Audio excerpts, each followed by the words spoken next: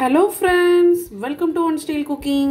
நாம இன்னைக்கு பார்க்க போற ரெசிபி வந்து பாத்தீங்கன்னா ரொம்பவே சூப்பரான நாட்டுக்கோழி குழம்பு தாங்க பார்க்க போறோம். நாட்டுக்கோழில வந்து பாத்தீங்க அப்படினா இது வந்து வெடக்கோழியா எடுத்து அடிச்சு வச்சிருக்கோம். ரொம்பவே சூப்பரா இருக்கும்.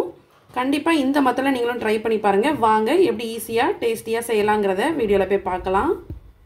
வீடியோக்குள்ள போறதுக்கு முன்னாடி கீழ உள்ள ரெட் கலர் சப்ஸ்கிரைப் பட்டனை கிளிக் பண்ணுங்க. கூடவே பக்கத்துல உள்ள பெல் ஐகானையும் கிளிக் பண்ணுங்க. அப்பதான் நான் போடுற வீடியோ எல்லாமே உடனுக்குடன் உங்களுக்கு தெரிய வரும். வாங்க இப்போ வீடியோக்குள்ள போலாம். நாட்டுக்கோழி வந்து பாத்தீங்க அப்படினா ஒரு முழு கோழியை கட் பண்ணி வாங்கியிருக்கோம். இந்த மாதிரி வெடக்கோழியா இருந்துச்சுன்னா உங்களுக்கு கறியில எல்லாம் பாத்தீங்கன்னா நல்ல கொழுப்பெல்லாம் சேர்ந்து சில கோழில வந்து முட்டையோட இருக்கும். அந்த மாதிரி பார்த்து வாங்கிக்கோங்க. இப்போ இது வந்து நம்ம வந்து செட்டிநாடு ஸ்டைல்ல வந்து குழம்பு வைக்க போறோம். ரொம்ப வாசனையாவும் இருக்கும், டேஸ்டாவும் இருக்கும். இப்போ நாட்டுக்கோழி குழம்பு பண்றதுக்கு ஃபர்ஸ்ட் ஒரு கடாயில கொஞ்சமா நல்லெண்ணெய் சேர்த்துக்கிறேன். எண்ணெய் சூடானதும் கொஞ்சமா சின்ன வெங்காயம் ஆட் பண்ணிக்கோங்க. இந்த வெங்காயம் வந்து லைட்டா நம்மளுக்கு வதங்கணும். இப்போ இந்த வெங்காயம் வதங்கும் போதே ஒரு கையளவு மல்லி சேர்த்துக்கிறேன். இது ஒரு 2 ஸ்பூன் கிட்ட இருக்கும். இதோடவே 1 டீஸ்பூன் போல மிளகு, இதோட ஒரு 1/4 டீஸ்பூன் பெருஞ்சீரகம், ஒரு 1/4 டீஸ்பூன் நார்மல் ஜீரகம் சேர்த்துக்கோங்க. கூடவே கொஞ்சம் கருவேப்பிலை. இது எல்லாம் சேர்த்து நல்லா வதக்கிக்கலாம். கைவிடாமல் ஒரு 2 நிமிஷம் வதக்கி விடுங்க. இந்த மசாலா எல்லாமே நல்லா வறுபட்டு நமக்கு அந்த ஃப்ளேவர் நல்லா வரும். இப்போ பார்த்தீங்கன்னா நல்லா வறுபட்டுடுச்சு. நல்லா வாசனை நல்லா வர ஆரம்பிக்குது. இந்த ஸ்டேஜில் துருவன தேங்காய் சேர்த்துக்கலாம்.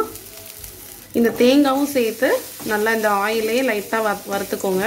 இது நல்லா தேங்காய் எல்லாம் நல்லா உதிரியாக வர்றது வரைக்கும் நல்லா வறுத்துக்கணும். ரொம்ப அதிகமாக கலர் சேஞ்ச் ஆகிற அளவுக்கு வறுத்தோம் அப்படின்னா நம்மளுக்கு இந்த குழம்போட டேஸ்ட் வந்து கொஞ்சம் நம்ம ஊர் ஸ்டைலில் வைக்கிறத விட கொஞ்சம் டிஃப்ரெண்ட்டாக இருக்கும். ஸோ அதனால் லைட்டாக வறுத்தா போதும், ரொம்ப வறுக்கணும்னு அவசியம் இல்லை. பார்த்தீங்கன்னா இப்போ தேங்காய் எல்லாம் சேர்த்து நல்லா ஓரளவுக்கு நல்லா வறுபட்டுடுச்சு. இந்தளவு வறுபட்டா போதும். இப்போ நம்ம இதை ஆஃப் பண்ணிட்டு நல்லா ஆற வச்சு ஃபைன் பேஸ்ட்டாக நம்ம அரைச்சி எடுத்துக்கலாம். இப்போ ஒரு குக்கரில் நல்லெண்ணெய் சேர்த்துக்கலாம். இப்போ ஆயில் சூடானதும் வந்து பார்த்தீங்கன்னா நான் வந்து கடுகு உளுந்தம் பருப்பு போடுறேன். எனக்கு வந்து கடுகு உளுந்தம் பருப்பு சேர்த்தோம்னா எங்கள் ஊர் ஸ்டைலில் சாப்பிட்ட மாதிரி ஒரு ஃபீல் வரும். நீங்கள் தேவைப்பட்டால் ஆட் பண்ணிக்கலாம். இல்லை அப்படின்னா பெருஞ்சீரகம் மட்டும் ஆட் பண்ணிக்கலாம். நான் கொஞ்சம் பெருஞ்சீரகமாக ஆட் பண்ணுறேன். கடுகு உளுந்தம் பருப்பு போட்டு தாளித்து சாப்பிட்றப்ப அந்த பழைய காலத்து டேஸ்ட் வந்து நல்லா தெரியும். இது கூட வந்து பார்த்தீங்கன்னா கொஞ்சம் கருவேப்பிலை சேர்த்துக்கலாம். கூடவே வந்து வெங்காயம் ஆட் பண்ணிக்கலாம். நான் வந்து இன்னைக்கு பெரிய வெங்காயம் ஆட் பண்ணுறேன். நீங்கள் இந்த பெரிய வெங்காயத்துக்கு பதிலாக சின்ன வெங்காயம் கூட ஆட் பண்ணிக்கலாம். நான் இன்னைக்கு வந்து ஒரு 2 பெரிய சைஸ் வெங்காயம் ஆட் பண்ணியிருக்கேன். இப்போ இது நல்லா வதங்கணும். இப்போ இதோடவே கல்லுப்பு சேர்த்துக்கலாம். இதையும் சேர்த்து நல்லா வதக்கி விட்டுக்கோங்க. இப்போ பார்த்தீங்கன்னா வெங்காயம் வந்து நல்லா நம்மளுக்கு வதங்கிடுச்சு. நல்லா சாஃப்டாகி கலர் நல்லா சேஞ்ச் ஆக ஆரம்பிச்சிச்சு பாருங்க. இந்த மாதிரி நல்லா வதக்கிக்கணும். இப்போ இது கூடவே இஞ்சி பூண்டு பேஸ்ட்டு சேர்த்துக்கலாம். இந்த மாதிரி நாட்டுக்கோழி குழம்பு செய்யறப்ப ஃப்ரெஷ்ஷா இஞ்சி பூண்டு பேஸ்ட் அரைச்சி சேர்த்துக்கோங்க. இது நல்லா பச்சை வாசனை போற வரைக்கும் நல்லா வதக்கி விட்டுக்கோங்க. இப்போ இதோட தக்காளி ஆட் பண்ணிடலாம். நல்ல நாட்டு தக்காளி, நல்லா பழுத்த தக்காளியா இருந்தா 1 மட்டும் ஆட் பண்ணிக்கோங்க. இது நான் பெங்களூர் தக்காளிங்கிறதுனால நல்லா பெரிய சைஸ் தக்காளி ஒரு தக்காளி ஆட் பண்ணியிருக்கேன். இப்போ தக்காளி வந்து நல்லா மேஷிங் கன்சிஸ்டன்சி வர வரைக்கும் நல்லா குக் பண்ணலாம். ஒரு 2 நிமிஷம் நல்லா குக் ஆகட்டும்.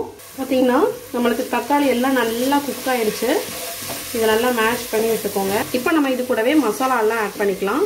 நான் வந்து மசாலா வறுக்கிறப்ப சில்லி எதுவுமே சேர்க்கல. இது கூடவே 1 ஸ்பூன் போல ரெட் சில்லி பவுடர், இதோட வந்து பார்த்தீங்கன்னா வீட்லேயே அரைச்ச கரம் மசாலா பவுடர் ஒரு டீஸ்பூன் சேர்த்துருக்கேன்.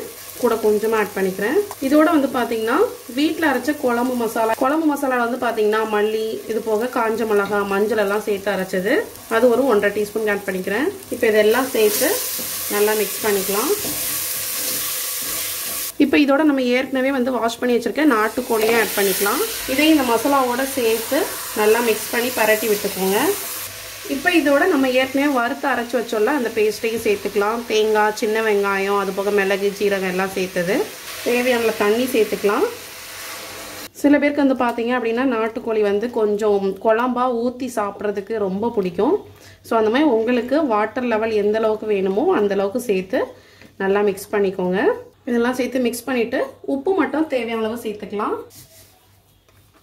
ஃபைனலாக இதில் கொஞ்சமாக கொத்தமல்லி இலையும் தூவி நம்ம குக்கர் மூடிடலாம். குக்கர் மூடி ஒரு 5 விசில் விட்டுக்கோங்க. உங்களுக்கு நாட்டுக்கோழி சூப்பராக வெந்துடும். ஸ்டீம் எல்லாம் அடங்கினதும் ஓப்பன் பண்ணி பார்க்கலாம். விசில் எல்லாம் அடித்து ஸ்டீம் எல்லாம் அடங்கிடுச்சு. நம்மளோட நாட்டுக்கோழி குழம்பு சூப்பராக ரெடி ஆயிடுச்சு பாருங்க. இதை சாதத்தோடு ஊற்றி நல்லா பிசைஞ்சு சாப்பிட்றப்ப அவ்வளோ சூப்பராக இருக்கும். ஸோ கண்டிப்பாக நீங்களும் உங்கள் வீட்டில் இந்த ரெசிபி ட்ரை பண்ணி பாருங்கள். உங்களுக்கும் இந்த நாட்டுக்கோழி குழம்பு ரெசிபி பிடிச்சிருந்துச்சுன்னா மறக்காமல் நம்ம சேனலை லைக் பண்ணுங்கள், ஷேர் பண்ணுங்கள், சப்ஸ்கிரைப் பண்ணுங்கள். இந்த வீடியோ பற்றின கமெண்ட்ஸையும் கமெண்ட் பாக்ஸில் தெரிவிங்க. நெக்ஸ்ட் ஒரு சூப்பரான ஒரு வீடியோவில் மீட் பண்ணுறேன். தேங்க்யூ, பாய்.